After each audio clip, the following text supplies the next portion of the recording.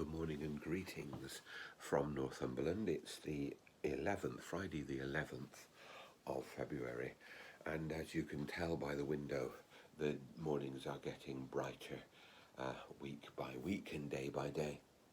Today in Mark's Gospel, in chapter 7, we have a healing miracle.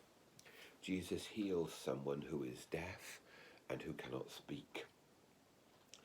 We live in a society that looks upon disabilities and differences very differently to even when I was a child 60 years ago, and very differently to the time in which Jesus lived. And no one who has watched, for example, Rose Ayling-Ellis on Strictly Come Dancing this winter and seen the great response to her and to her dance that included a period of silence will be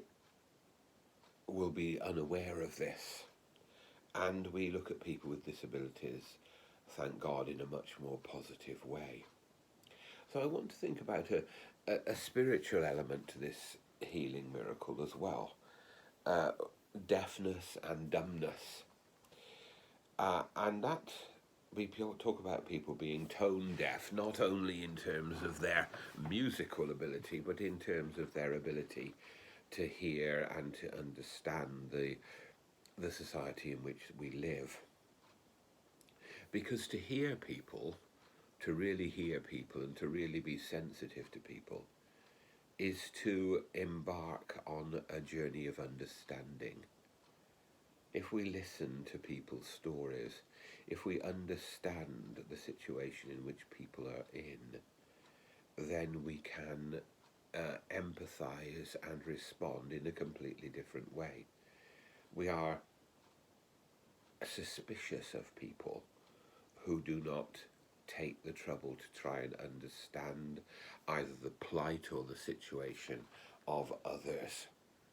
And our leaders are often condemned for not being able to understand. So spiritually, it's important for us to understand, to listen, to be aware of the dynamics of the situation in which we live, and to listen to the needs of the most vulnerable. But then we have to speak. We have to speak out and we have to act out. Because to listen and to understand is not enough. We must try with all we're able to respond to those needs, whether it is to be an advocate for the vulnerable, or whether it is to encourage ourselves and others to do something practical. To listen, to speak, to understand, and to act. They are part of our Christian vocation, because they are part of following the one who looked on people with love and mercy, because they were like sheep without a shepherd.